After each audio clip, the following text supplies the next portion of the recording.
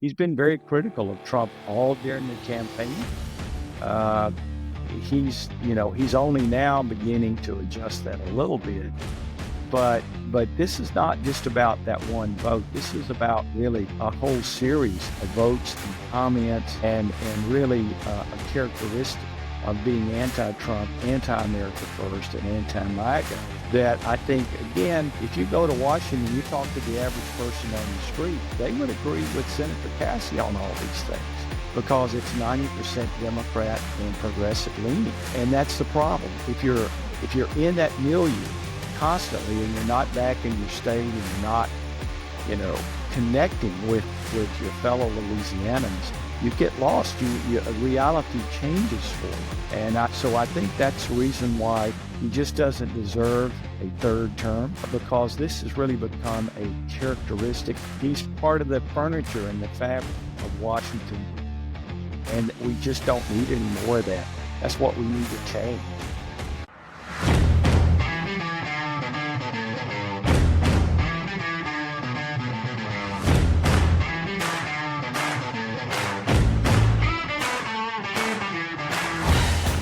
Thank you, ladies and gentlemen, for joining us once again on the State of Freedom. The State of Freedom is a listener-supported podcast. We're committed to pursuing the truth about policymaking, decisions, and situations in Louisiana and at the national level that stand to impact our freedoms. Please become a monthly supporter of the State of Freedom at freedomstate.us as we continue to expand the voice of liberty across Louisiana and beyond. Joining us today is our state treasurer, Dr. John Fleming. He's just announced that he'll be challenging Bill Cassidy for his Senate seat, which I'm really excited to talk to him about. We've got a lot of fun stuff on the agenda today. But before we get into it, let me read the scripture of the day. It's Psalm chapter 34, verses 1 through 5. All right, let me get there. And it says, Lord, I'm bursting with joy over what you've done for me. My lips are full of perpetual praise. I'm boasting of you and all your works, so let all who are discouraged take heart. Join me, everyone. Let's praise the Lord together. Let's make him famous. Let's make his name glorious to all. Listen to my testimony. I cried to God in my distress, and he answered me. He freed me from all my fears. Gaze upon him, join your life with his, and joy will come. Your faces will glisten with glory. You'll never wear that shame face again. That sounds so encouraging, but David wrote this psalm when he was being tracked down for murder by King Saul. And so he wasn't writing this at like a time of some great high. He was in the backside of a cave singing and searching for the Lord and looking for answers. And as I was reading that psalm this morning, I just started thinking about this aspect of fearlessness. And that's the characteristic of Jesus that I've been meditating on lately. When he walked the earth, he was afraid of absolutely nothing. And how do we know that? Well, because the Bible tells us that he is love and he's perfect. And the Bible tells us that perfect love casts out all fear. What would it look like? That's what I've been wondering. What would it look like if I was freed from all of my fears? What would I be doing differently? What would I be saying differently that I'm not saying?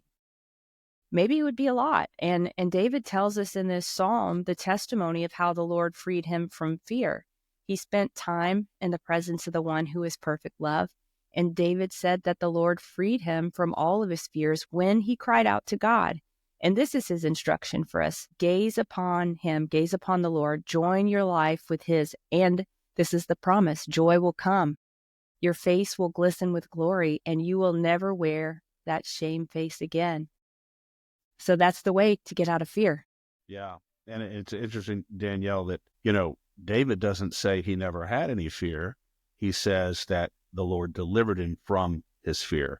And a lot of people don't really ever get beyond their fear because they don't take it to the Lord and they don't allow him to transform it into something noble and good. And so, that recipe in order to get beyond our fear and to move to the next level is so applicable to us now, particularly at this time in our history. As you said earlier, Dr. John Fleming, who's been the Louisiana State Treasurer now for about a year, is our guest today. Dr. Fleming, what a pleasure to have you with us. Well, thank you so much for having me, and thank you for those scripture readings. We know David said before he had to go up against Goliath that though I walk through the valley of death, I shall fear no evil. You can only feel comforted against what could be a very bad outcome if you know that there's something beyond that. It's so powerful and so supporting. And of course, for us Christians, that's the fact that one day we will join Jesus Christ in heaven. And so while we still have anxiety and fear, we can be comforted by the fact that that's not the end for us. And so those are great words from the Bible. Yeah, they really are. And this morning I was thinking about as I was reading that, sorry, Chris, just the fact that if we look at this election, in a way, the Lord did deliver us out of all our fears. We were staring in the face of something truly horrible. And we've been walking through something truly horrible. Our prayers is what got us to be delivered from our fears, our fears becoming reality. Yeah, for sure. I mean, look, things had gotten as bad as they could get, I think, in terms of where this country had gone off its pathway. And we were desperately looking for a change. We've got the lead change agent, of course, in Donald Trump, who won the election. But it was with a lot of prayers, because a lot of people a year ago would not have given him even a slight chance of winning back the White House or removing Biden or Kamala from that possibility. Very true. And John, when ABC is saying, or at least one of the spokesmen on ABC is saying, that this is probably the greatest political comeback in American history, it's a big deal. So we're absolutely thrilled about Trump. But we got to ask you right from the start here. Tell us about the big announcement for the U.S. Senate against Bill Cassidy and what prompted you to make this decision. Yeah. Well, on Wednesday afternoon, I made it official and announced that I am running against Bill Cassidy, Senator Cassidy, in 2026 for the U.S. Senate. And I did it with much consideration and much prayer. Let's take you back to the first Trump administration, in the final days of the administration. After all of the lawfare that went against Trump, the accusations that he was colluding with Russia, and all the bad things that they threw at him, we had, of course, January 6th, which then led to the second impeachment. And unbelievably enough, there were, I believe, 7 senators, maybe even 8, but I believe it was 7 Republican senators plus the Democrats who voted to convict President Trump of high crimes and misdemeanors. And of course, Bill Cassidy was one of those. Bill Cassidy represents a very red, ruby red, conservative, pro-Trump, MAGA, America First state. And it shows really to me his arrogance, feeling that he could do that and not be held accountable.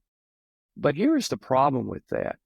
Had they been successful in impeaching or convicting President Trump in the first administration, that could have foreclosed the possibility that he could have run for this second race, which he won, and that could be considered election interference. I think that was perhaps possibly not only illegal, it may be unconstitutional.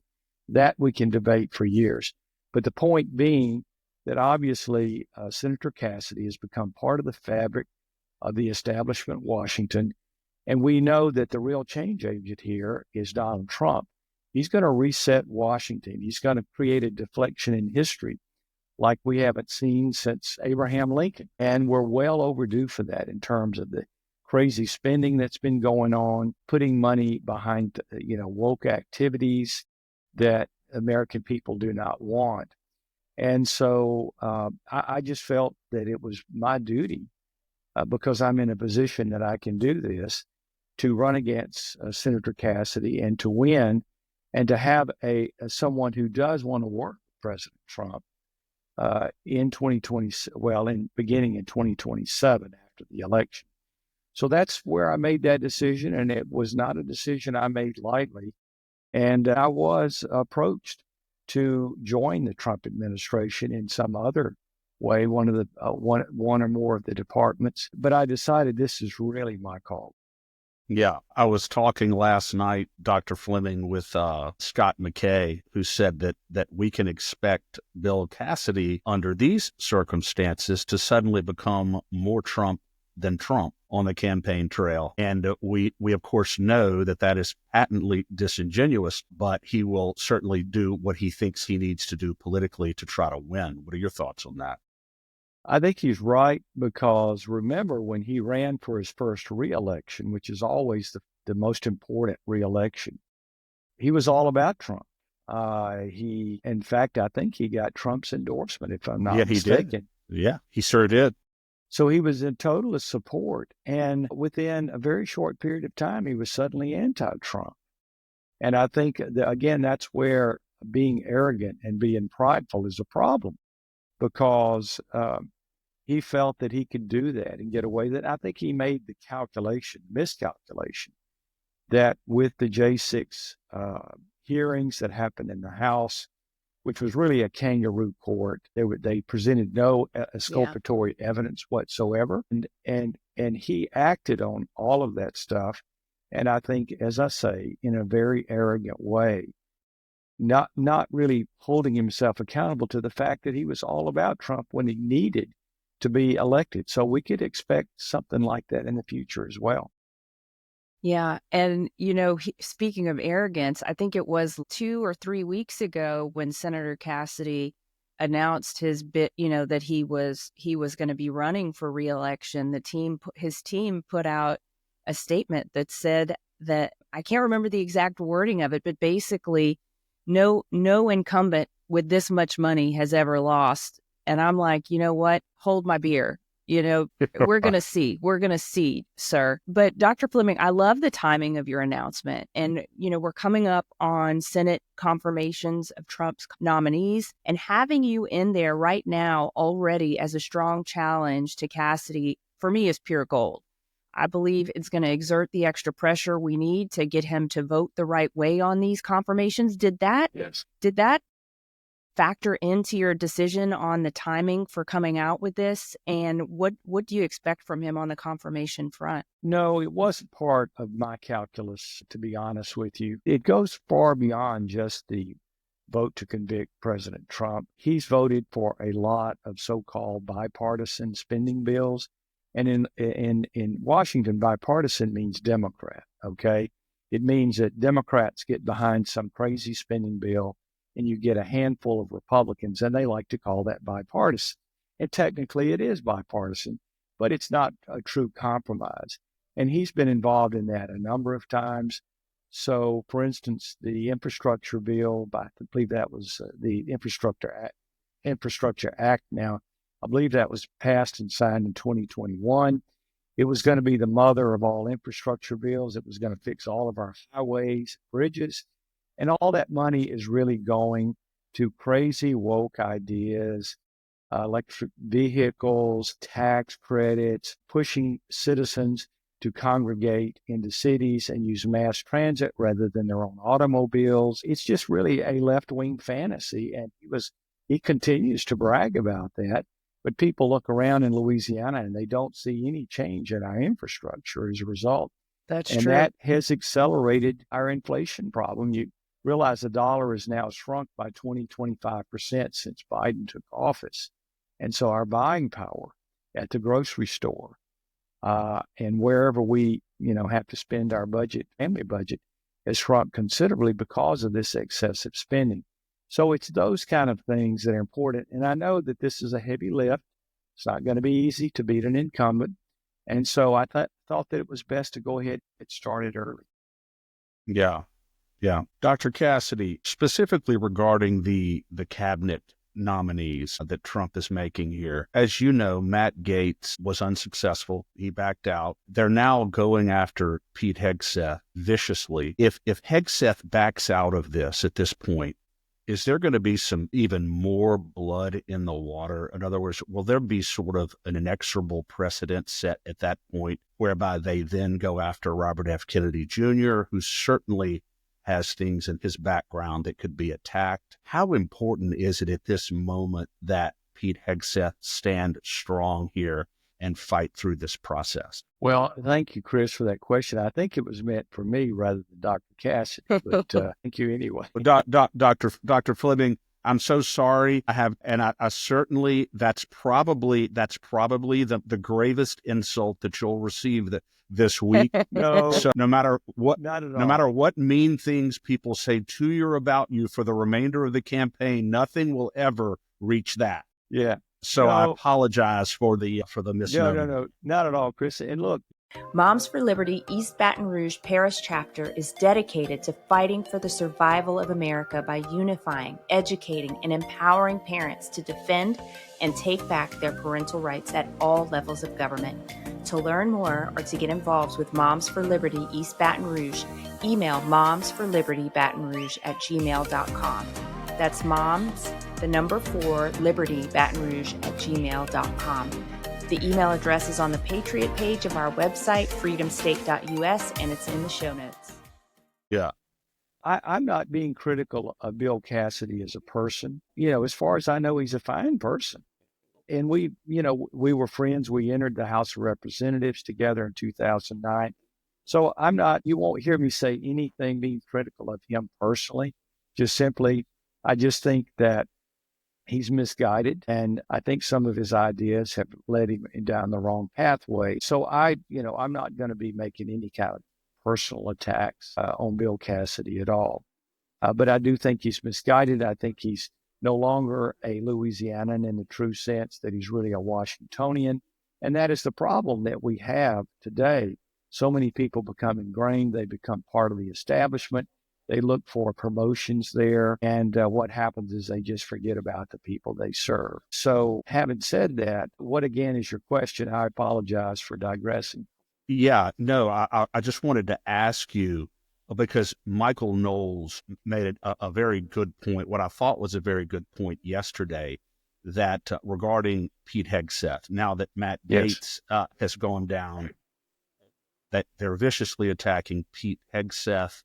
If he goes down, it seems as though there will be a very strong precedent set where they then go after Robert F. Kennedy Jr., because he also has some things in his past that could be attacked and others. So my question was, how important is it at this point that Hegseth draw the line in the sand and fight through this process? Right. Well, let me say, first of all, the picks that President Trump has chosen for his cabinet are very unique. It's obvious that what he wants to do is to reset Washington. These are not people coming out of the Washington establishment, none of them that I can tell. These are people that are going to be loyal to President Trump, and they're going to be willing to reform, and in the case of Hegseth, reform the Pentagon. The Pentagon has gone 7 years in a row without passing an audit. Billions of dollars have gone missing. They have no clue as to where it is. And so, but Washington, the way Washington approaches candidates like this is personal destruction. And that's exactly what they're doing. And in some cases, as in the case of Matt Gaetz, they've been successful. And they will continue to do that, hoping to take out as many people as they can. But the good news is there are plenty of strong people behind that. If someone gets taken out, like Pete Hegseth or others, that there are other strong people. But I think that he's probably doing well right now. The input I'm getting is, while there have been some questions, that on balance, he probably does have primary support among GOP members of the Senate. So we'll just have to see. But this again points out that Democrats don't seem to care about personal backgrounds among their own candidates for offices, but they're the first ones to raise a flag about Republicans. That's You're exactly so right. the point. I mean, look at the freaks that they confirmed for the Biden cabinet. Good. This selective moralizing is just completely obnoxious. It's amazing. It really is. And, we talked about David earlier. David was a man from God's own heart, but he was also flawed. And it goes to show that we can have great conservative leadership from people who are not perfect people. In fact, it's going to be hard to find perfect people. It's going to be hard to find angels. to Yeah, be in these big leadership positions. So I yeah, think we have to understand that. And of course, we Republicans are the ones that tend to have the least tolerance for people who may have personal flaws. But I it's think we're true. It's starting to true. get past that. Yeah. And Think we are. And Pete made the point yesterday when in an interview with Megyn Kelly. I think Danielle were talking about that this morning. That if it's not possible for men and women who've made mistakes and even serious mistakes to receive redemption and move forward and try to serve the country, then where are we? I mean, the whole Yeah. biblical story, the whole story of our life in Christ is failure and redemption and hope and moving on. And it seems like that is sort of Hegseth's story. So, can anybody survive the nomination process if the standard is, okay, you've made serious mistakes, therefore you can't serve? Right. Yeah. Well, and he's a war Exactly. fighter. Yes. Sorry, Dr. Fleming, go ahead.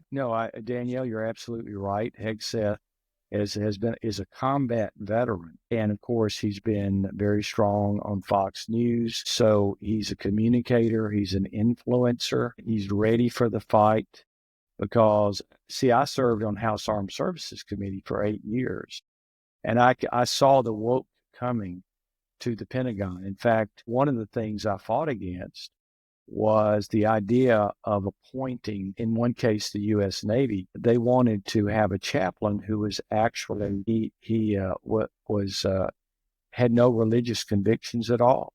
He was an atheist, and I'm questioning this. I'm going, how can you have a chaplain who doesn't believe in God or at least some kind of spiritual figure at all? Seems like an important qualification. Well, Good. I called it an oxymoron. Yeah. And so, and you might say, well, what's the harm? Well, remember, there are limited billets for chaplains. So if you put in an atheist, that means that you won't get a Christian or a Catholic or a Muslim or a Jewish chaplain. And so, fortunately, I got passed on one of the NDAA bills that we had our annual policy bill out of the National Defense Act that would be prevented. And that ended it at that point. And I actually got Democrats to come on board, although many of them resisted. But that's the kind of stuff we began to see early on. And now it's morphed into, it's not about military readiness anymore. It's not about being able to defeat China or Russia in a war. It's all about, transgenderism and are we using the correct pronouns and DEI? Are we ending with equity where because of the color of your skin or your gender that somehow you end up getting the stars on your sleeves rather than someone else who's maybe more deserving in terms of their background and competency? And as a result of that, our readiness has really been harmed and our recruiting is terrible. I mean, people are not joining the military because of all of this. And many of the strong leadership that we had years ago have left because they knew they could not get promoted in this type of environment. So that's just one of the problems that we see with the military that I'm sure Hegseth is going to tackle.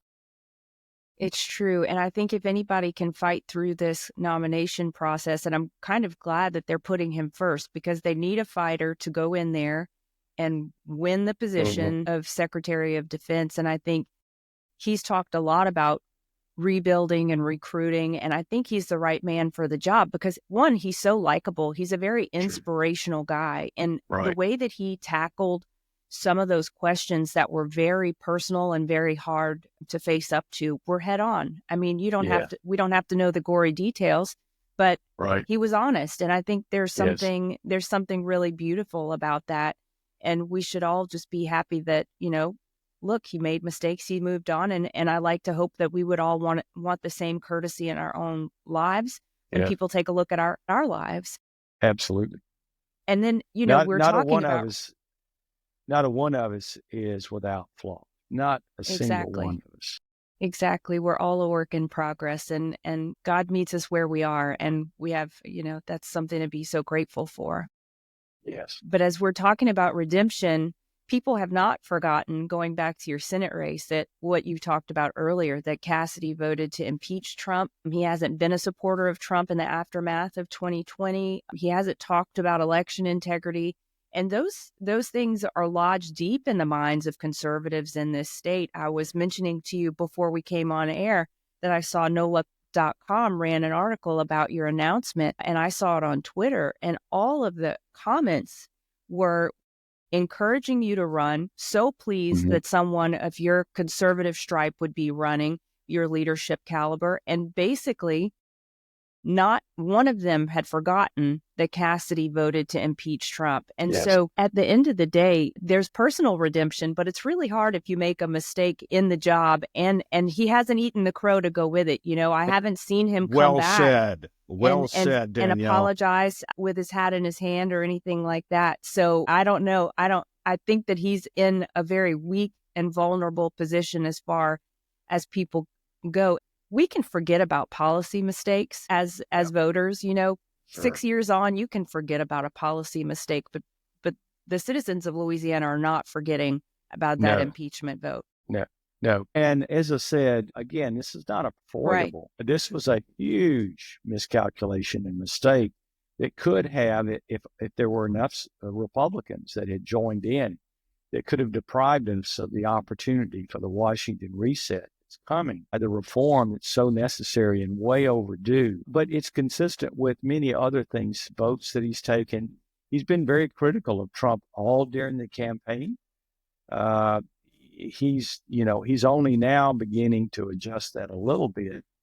But this is not just about that one vote. This is about really a whole series of votes and comments and really a characteristic of being anti-Trump, anti-America First, and anti-MAGA, that I think, again, if you go to Washington, you talk to the average person on the street, they would agree with Senator Cassidy on all these things because it's 90% Democrat and progressive leaning. And that's the problem. If you're in that milieu constantly and you're not back in your state and you're not, connecting with your fellow Louisianans, you get lost. Reality changes for you. And so I think that's the reason why he just doesn't deserve a third term, because this has really become a characteristic. He's part of the furniture and the fabric of Washington, and we just don't need any more of that. That's what we need to change. Yeah. John, you've been in politics for many years now. This is not your first run, not your first rodeo. One of the big grievances that Louisiana citizens, and I would suspect more broadly American citizens generally have, is that Republicans, probably more so than Democrats, tend to engage in what I call this internecine warfare in these primaries, where they bloody each other up. One of them limps into a runoff, but their opponent uses as fodder some of the conflicts and attacks that were made on Republicans in the primary. And I say that to say this: there are some other candidates who probably are looking at this race, other Republicans. Clay Higgins may be one, and others.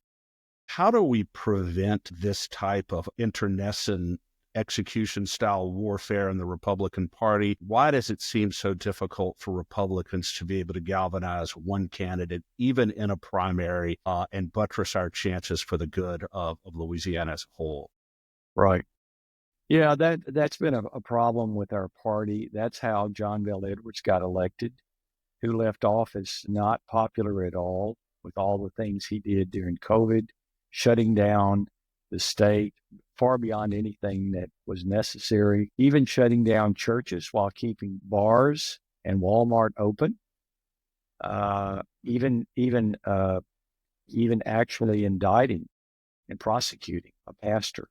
And that came as a result of Republicans who were beating each other up. And then he came from nowhere to be a Democrat governor for 8 years in a state that's very, very conservative and Republican now. So that is so true. Republicans don't have a party machine like Democrats do. We don't like to necessarily follow orders from someone above us. We tend to be more independently minded, and that's good, but it can be not so good for politics. And of course, anyone is welcome to join into the Republican primary. As you point out, for the first time in a long time, we're going to have partisan elections for this seat rather than a so-called jungle primary, which we've had for a number of years. So that means it's going to be Republican upon Republican the first time out in April of 2026. And then if someone doesn't get more than 50%, there'll have to be a runoff in May, and whoever wins that runoff will be in the general election in November of 2026. So there's nothing I can do to keep others out, nothing that I would do, frankly, because anybody is welcome to join. But you're right, it does make it more difficult to defeat someone like Bill Cassidy if there are a number of Republicans joining into the race. I don't know of anyone that wants to vote for him, though, so that helps. Well, yeah, that is true. But it would certainly be nice if we could put, the good of the state and good of the country force above, personal ambition. And I Right. know that Dr. Fleming, Sure. your decision to run for this office was prayerfully reached. Yeah. And you probably are best positioned at this point going forward. But all we can do is hope and pray that Republicans come to a point where they do put the good of the state and the broader interests of the citizens above their own political interests. It we would can dream and hope. definitely be great if we could have Republicans galvanize in this Yeah. race. As you say, and I've seen polling data, Bill Cassidy is upside down on favorabilities, and that's across the state. That includes everybody. So if you actually poll Republicans, you would see it's even worse. He was censured by the Republican Party of Louisiana. So that's job number one, I think, for Louisiana Republicans. But as you say, if you dilute the vote too much, there can be enough people entering into that primary process or the general election that could still elect Bill Cassidy. So it's important that Republicans rally around a single candidate. That would be very helpful if that's truly our goal, is to replace Bill Cassidy with someone who's truly conservative and reliably so, and will back Trump to the hilt when it comes to all the initiatives and some of them are going to be tough to get through. So he needs all the support he can get in the Senate. Yeah. And it's probably worth mentioning, Dr. Fleming, here that you actually served in the first Trump administration. Yes. I served 3 different positions. When I left the House of Representatives, I actually ran for Senate in 2016. John Kennedy, which paradoxically was actually state treasurer at the time, ran. It was his 3rd time to run for Senate, and he won. So he's now our senator and doing a great job for us. And so then I was asked by President Trump to join his administration. I was in Health and Human Services as a Deputy Assistant Secretary, where I served for 2 years. And then I went on to the Department of Commerce, where I was served as Assistant Secretary, which required Senate confirmation. And I served there for a period of time. And then I was brought to the West Wing of the White House, where I served as Deputy Chief of Staff with Mark Meadows when he was Chief of Staff for the last 11 months. And that was during the peak of the pandemic. I served on the Coronavirus Task Force. I was a liaison for the White House liaison for the 2020 census that occurred. There was a lot going on in those days. It was tough days. And as I pointed out before, after January 6th, I looked around and there were a lot of familiar faces that I didn't see anymore. They checked out after January 6th, but I was there to the very last day. I was not going to abandon my post. Yeah. Amazing. Dr. Fleming, is it true? Am I getting this right? I want to say that you were one of the founding members of the House Freedom Caucus. Is that right? Or were you? Yes. I know you were. Yes. That's what I thought. Yeah. I was one of 9 founding members. Actually, I called the first meeting. I called Jim Jordan, he was actually our first chairman of the Freedom Caucus. I called him up and Mark Meadows. I said, we got to meet. This was after a very difficult vote that John Boehner, who was then Speaker, Republican Speaker, wanted us to take, and we did not want to take, but it passed anyway. And the point being that we were not only battling against President Obama and Democrats, but we were battling against our own Republican leadership that would all too often just simply turn over and go along with this so-called bipartisan, which is really Democrat legislation, the leadership in the House would actually persecute people like me and Jim Jordan and others who didn't go along with the Washingtonian establishment. And what they would do is they would try to find people to run against us. In my case, they tried to flip my district, my congressional district, into a Democrat district, believe it or not, many other things. And so we decided to galvanize as a group. So 9 of us came together, Jim Jordan, Mark Meadows, myself, and also Ron DeSantis and others. We came together and created the House Freedom Caucus, which really came in handy in the first Trump years, because that's when you had the Russian collusion theory that was pushed for 2 years.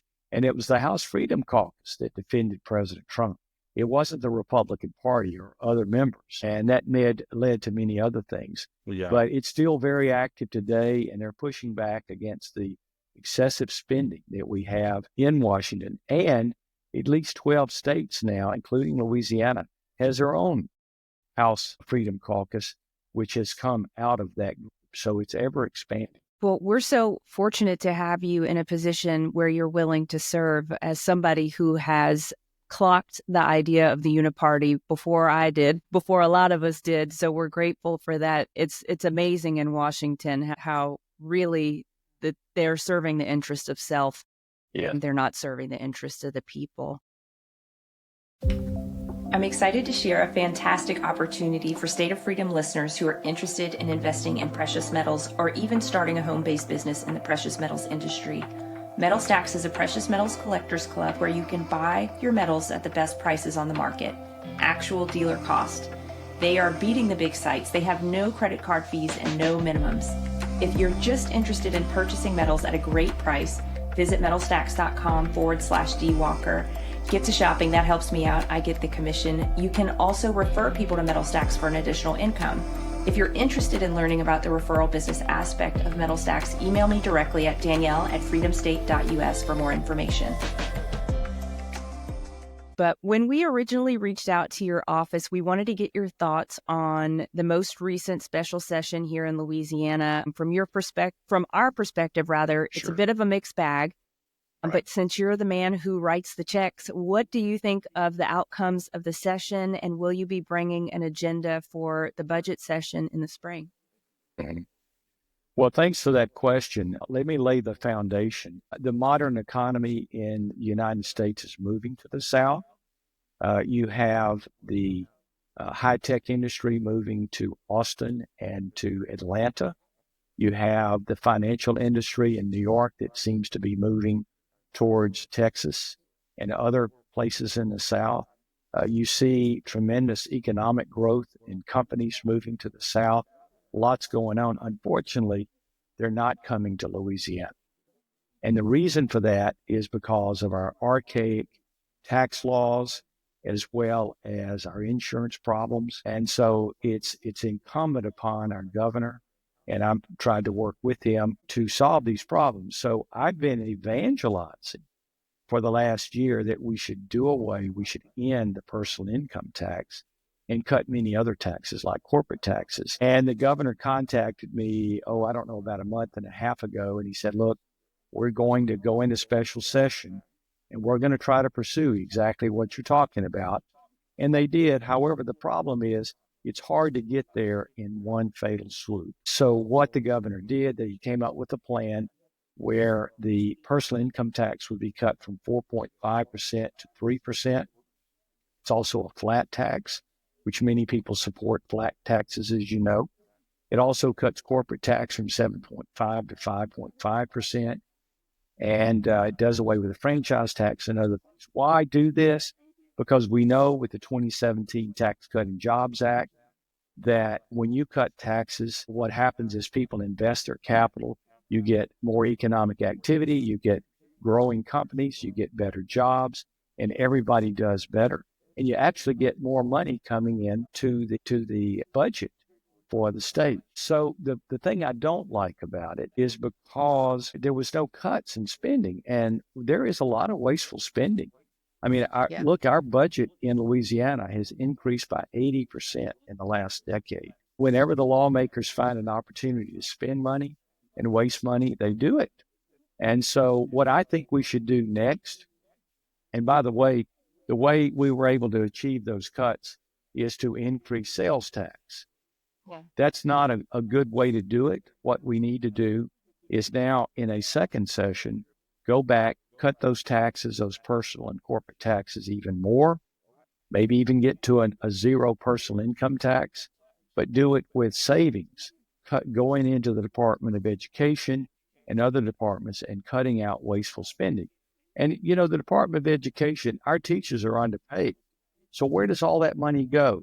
We think it goes to contracts. We think it goes to administration. There's redundancy in all of that. That's where the waste is. And I think there's a lot we can carve out. So in answer to this, I support this effort. I do support the bill, but I only see it as a first step. We're only at first base. Let's go really hit for the fence and let's go for a home run here. Remember that Texas, Tennessee, and Florida have no personal income tax, and their economies and their populations are growing rapidly, while again, we continue to lose population. And we're losing our voice in Washington. Why? Because we've lost 2 congressional districts in modern times, and we're going to lose another one possibly in 6 years when we do the 2030 census. So it's time to get on board. And then next, we've got to fix our problems with insurance. The legislature's done very little, and the governor's done very little on that.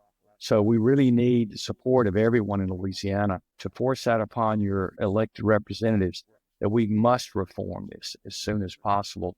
And if we do this, you're going to see our economy begin to rise and people moving back to the state, because what we have today is we have more colleges and universities than any other state per capita, but we're educating people with our money and they're having to go to other states in order to find a good job. We have to stop that. We have to make sure that they stay in this state because there's a good job waiting for them. Yeah, you're so right. When we talked to Representative Dixon McMakin a couple of days ago, and I raised the insurance thing as well, because we don't only have to be competitive on taxes. And I know Texas has very high property taxes as an offset to its no state income tax, but we have to get to no state income tax. We need to drive down the sales tax to an actual competitive level. And we have to make this so that our whole paycheck doesn't go to home insurance and car insurance, because that's still keeping us uncompetitive. Absolutely. And again, as treasurer, you're right. I write the checks and I see the appropriations that come out of the legislature. And I can just tell you, there are a lot of questionable things that they spend money on. It certainly benefits them. They get rewarded by being reelected because the money goes back to their districts and so forth. But we got to get out of that thinking. That's old Huey Long thinking. We need to move forward and become, again, modernized in the way we think, that what we do in terms of our spending and being more efficient as government is going to come back to benefit us and reward every citizen of Louisiana. Yeah. And devolved, right? We need to send a lot of the services and responsibilities and the funds back to the parishes. They need to just stay in the parishes and not go back to Baton Rouge, where people have to kiss the ring so that they can get the money to bring back. This is a backwards way of doing things. It's not the way our government was intended to work. Absolutely. Absolutely. Well, Dr. Fleming, you're touching on the spending cuts, and I would agree with you 100% that there does not appear to have been any meaningful effort to really make any real spending cuts. Paul Hurd, we had him on our show. Thomas Presley and others have put forward the idea, certainly agreed with the idea of a 5% spending cut across all state agencies. Well, the Department of Health here in Louisiana responded by saying, well, yeah, we can make spending cuts, but the only thing we can cut are services to the disabled. And I'm like, you're telling me that, an entity that spent $100 million last year on advertising, the only meaningful spending cuts they can make are to disabled citizens? It's like I can't believe that 3 to 5 to 6% across the board spending cuts in state agencies, it's not something that can be achieved. What's proof they're not serving the citizens, right? If that's their attitude. Yeah, I agree. Remember that the health department, John Bell Edwards, of course, accepted the Medicaid mandate, which gave a lot of federal dollars that expanded Medicaid in the state of Louisiana. However, over time, that money runs out and the state has to pick up the difference. And there are a lot of people that choose not to work where they could get on insurance, because if they can get benefits and free health care, why should you have a job? So reducing benefits to certain groups of citizens who are not disabled, they're not mothers, and they're not children, could really save a lot of money. That what they really need is jobs. And that's what happened. Now, again, the Medicaid expansion comes out of Obamacare, which I voted against. I campaigned against it because all it did was, instead of finding ways to be more efficient in healthcare and having transparency of pricing and, again, consumer choices, what it did is it simply shifted the cost from one group of citizens to another. And as a result of that, we've seen the cost continue to expand. There's nothing out there that will lower cost of healthcare until we engage citizens with their own buying discretion and become consumers, not just consumers of healthcare. The other thing that's interesting, I'd want you to know, you realize that a lot of our agencies actually live off of self-generated funds. The Department of Treasury actually generates twice as much money through fees, transactional fees with banks and so forth, than it actually uses for its budget. Our budget is around $13 million. We generate twice that, so we give the other half to the legislature. Wow. Mike Strain told me that he had the same situation in agriculture, that he says he runs completely on that. So really, a lot of the money that's spent in this state is simply transfers from one citizen to another. And again, remember the old adage, if you tax something, you're going to get less. And if you subsidize it, you're going to get more. So we tend to subsidize poverty and we tax productivity. And that's the reason why we're at the bottom of the 50 states, and we'll stay there until we reform the way we do business. Yeah. And hopefully we'll have some good things coming out of the next session. I know a number of legislators have made commitments to move forward and try to really begin the process of streamlining the government, reducing, the wasteful spending as you're talking about. And it's just got to happen if we're going to move up and really become the kind of state we can. But I want to ask you my last question here for you, Dr. Fleming. You've been treasurer now for close to a year. What are a couple of things that you would want to highlight as far as accomplishments as treasurer, and what remains to be done that you'll be working on in the future? Well, in this short year, we have covered so many different things. I'll just tick them off for you. Number one, we've been able to get our credit rating up from AA negative to AA, so we can borrow money at a lower cost as a result of that. We had a record return on investment of dollars, $450 million in the last year. I've been fighting wokeness in these financial institutions, and we've been gaining success there. For instance, we divested almost $1 billion from BlackRock that was putting money in ESG and getting lower returns. So we're getting better returns as a result of that. I recommended to the Interim Emergency Board that we not allow Bank of America to be a fiscal agent for our state. Why? Because they're discriminating against oil and gas, against Christian charities, as well as those who manufacture and sell firearms legally. I also led the effort to block a group which included the state of California and their pension funds, as well as the state of Washington and Illinois, that wanted to decapitate the leadership of ExxonMobil. And had they done so, they wanted to convert it to a green new energy company. And remember that they supply to us $135 million a year in tax revenue. Also, as you know, we passed school choice. And along with that, the Department of Treasury is going to stand up a school transparency website, a very user-friendly one where you can compare performance. You can look at contracts. You can look at pay, administration, all the things that go into the cost of your local school or school district. That's going to be available to you. That we're going to go live on March 31st. We reformed the Department of Unclaimed Property. We had a huge backlog when I came on. We contracted with a call room and streamlined our operations. That backlog is now down, and it's easy to find that you have money, and we get it to you usually within 3 days of the claim. So we're doing a lot of things. We've been very active, and we've got more to do, but I've really enjoyed it. It's been a very interesting term, and I'm looking forward to next year. So, well, Dr. Fleming, as you were talking, it came to mind. Do you think that it's feasible for Louisiana to just be extremely bold? Is there a way for us to get to a place where our government is entirely run on fees for service and there are no taxes?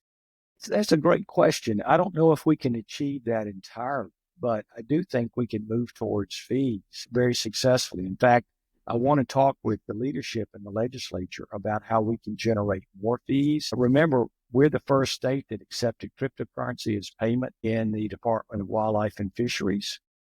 Now, when the money hits our account, it's in American dollars.